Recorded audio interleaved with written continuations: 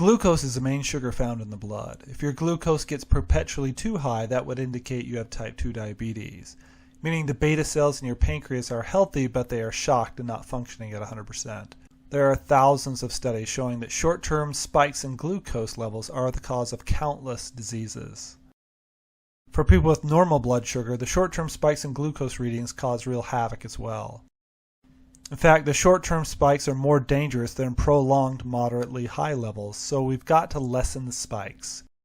Spikes are bad, and this video is all about how to easily lower spikes to healthy levels.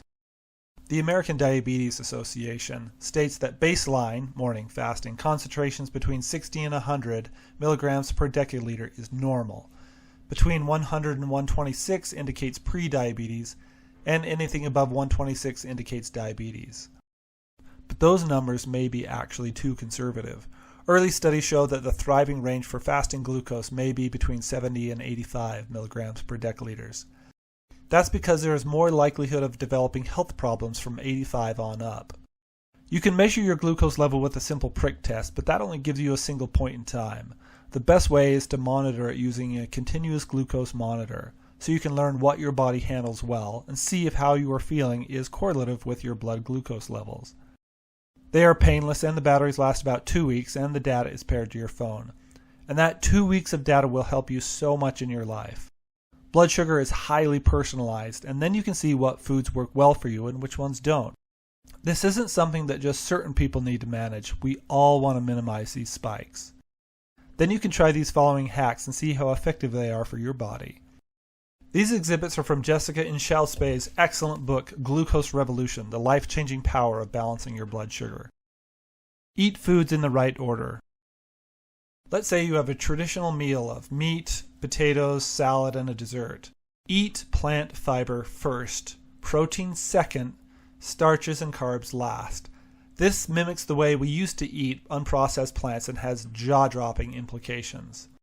Simply changing the order in which you eat will reduce your overall glucose spikes by 73% and insulin spikes by 48%.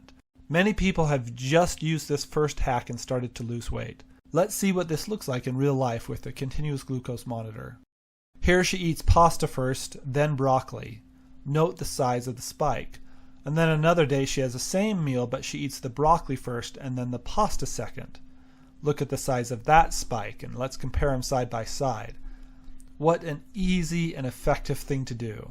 Let's look at some more. Here she actually deconstructs a tuna sandwich by eating the insides first, consisting of plant fiber and protein, and then carbs, or the bread, last. Here she has some rice mixed with salmon, versus salmon, or protein first, then carbs last. You can see it has a profound impact on glucose levels. Again, the order is plant fiber first, protein seconds, starches thirds, and carbs last. So if you don't have any fiber as part of your meal, add some. You can use a side salad, even a few nuts or berries, or psyllium husk powder. Test yourself and see what works best and is most convenient for you. Here she has a little salad before she has some mac and cheese, and it dramatically reduces the glucose spike. Another day she has mixed potato and beef, and then here she has protein first, then potato, and it dramatically reduces the size of the spike. Here she has meat and potatoes together, and then another day she adds some broccoli first and then the meat and potatoes. It dramatically reduces the area under the curve.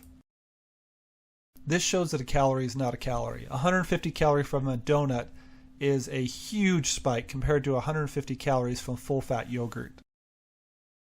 Here you can see what a little side salad will do before you eat potatoes versus eating potatoes alone. This shows the power of plant fiber. If you have a glass of orange juice versus an orange, the orange actually contains plant fiber, so the glucose spike is much less. Here is thought of as a traditional healthy smoothie consisting of banana, apple, mango, and kiwi, and you can see that the spike is actually higher than toast with hot chocolate. Look at the size of the spike with an avocado omelet. When we dry fruit, we concentrate its sugars, and 50 grams of dried mango is a huge spike compared to twice as much fresh mango.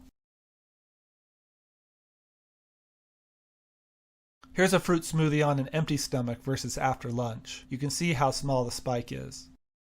If you want to have something sweet, have it at the end of a meal rather than alone. You can see the 2 slices of pineapple as a snack midday versus 2 slices of pineapple as dessert.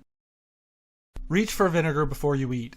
Adding 1 tablespoon of vinegar, food grade 5% or less, in a glass of water before eating can reduce a glucose spike by 8 to 30%.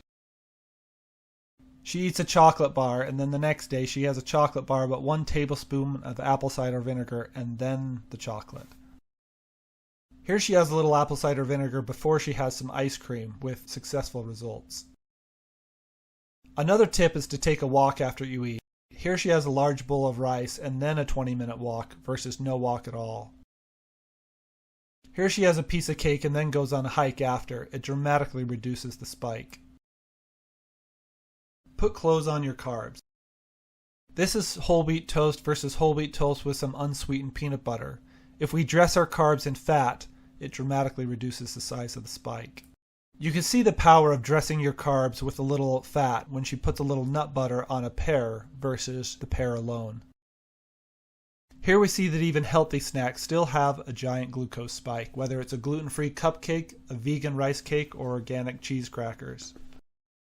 I think this is one of the most interesting ones of all because her and her friend have the same dessert, but her friend has a more diverse microbiome than she does. Watch my microbiome video to learn how to do this for you. While these are great day-to-day lifestyle hacks, if you already have high levels of blood sugar, the quickest, fastest, and easiest way to restore functionality to the beta cells in your pancreas is to water fast. People that have full-blown type 2 diabetes can be totally cured in as little as 2 weeks with water fasting. The beta cells are healthy, but they're in shock, and activating autophagy through fasting can restore their functionality. Be sure to watch my videos on activating autophagy through fasting to learn more about that. So what's stopping you from doing multiple or even all of these things at every meal? Nothing. Combine as many as you want and tell that glucose spike to take a hike.